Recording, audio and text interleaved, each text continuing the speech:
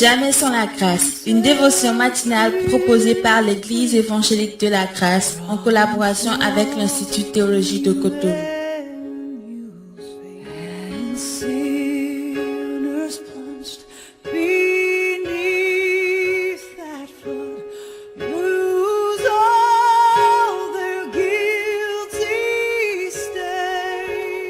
Bonjour chers amis, chers internautes, nouvelle journée, bienvenue dans cette nouvelle dévotion du jour, précieux Jésus.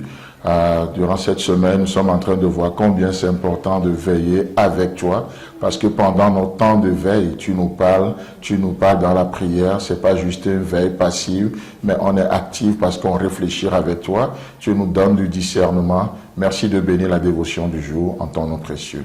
Amen. Alors hier, nous parlions justement de cette histoire de ces deux femmes qui sont allées devant le roi Salomon pour leur situation.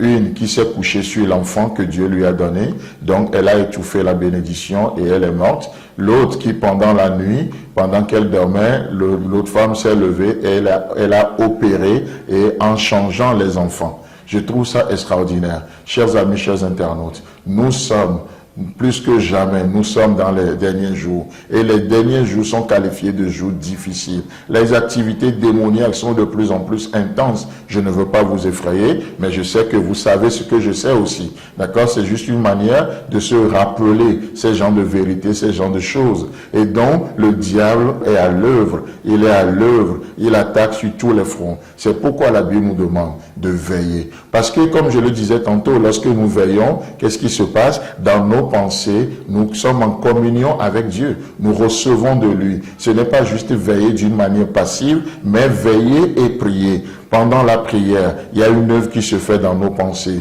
Il y a une œuvre qui se fait dans nos cœurs. Alors que nous rentrons dans cette journée, qu'est-ce qui se passe? La même disposition de cœur à veiller. Donc ces deux femmes sont allées devant Dieu et j'aimerais vous dire ce matin, peut-être que c'est votre cas que l'histoire d'hier a raconté. Peut-être vous êtes comme cette deuxième femme, j'en sais rien. Et pendant que vous dormez, par votre faute, vous avez étouffé votre bénédiction, ou pendant que vous dormez, l'ennemi a volé votre bénédiction. Peu importe le cas. Si c'est pas votre faute, ou si c'est l'ennemi qui l'a volé, peu importe votre cas, laissez-moi vous dire que nous avons un roi. Vous pouvez aller devant ce roi aujourd'hui. Et c'est le roi des rois. Nous avons plus que Salomon. Ici, dans 1 Roi 3, ces deux femmes sont allées devant le roi Salomon. Laissez-moi vous dire que nous avons plus que Salomon. Dans cette journée, pas d'accusation, pas de fardeau. Ce n'est pas le but de la parole de Dieu. Romains chapitre 8, le verset 1. Plus de condamnation pour ceux qui sont en Jésus-Christ. Amen. Peut-être vous vous reconnaissez dans la première femme. Vous avez étouffé votre bénédiction. Peut-être vous vous reconnaissez dans la deuxième. Vous dormez. L'ennemi vous a volé.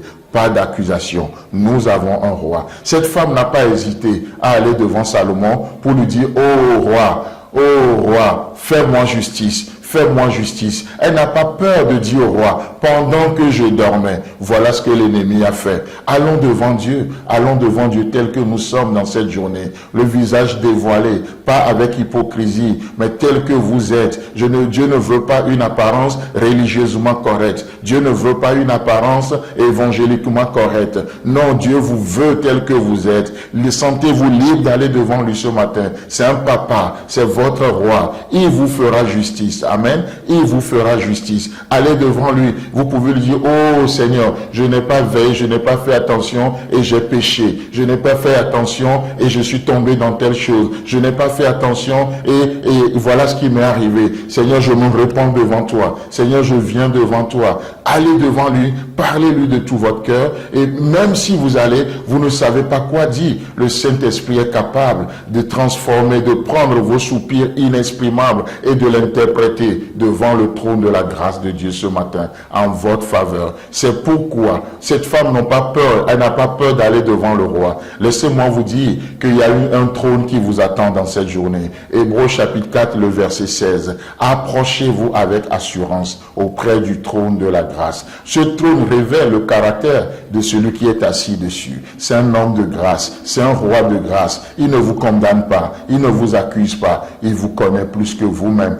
Rappelez-vous de la semaine passée, parce qu'ils sondent votre cœur. Et ils sondent votre cœur. Que le Seigneur vous bénisse et Dieu voulant, on se retrouve demain. C'est tout le temps que nous avons. Si vous avez aimé cette dévotion, parlez-en à vos amis. Parlez-leur du message de la grâce et de ce qu'il fait dans vos vies. Pour un sujet de prière, une question ou plus d'informations, contactez-nous. Téléphone 64 88 35 87 ou 96 42 69 05 ou par WhatsApp au 94 75 80 20.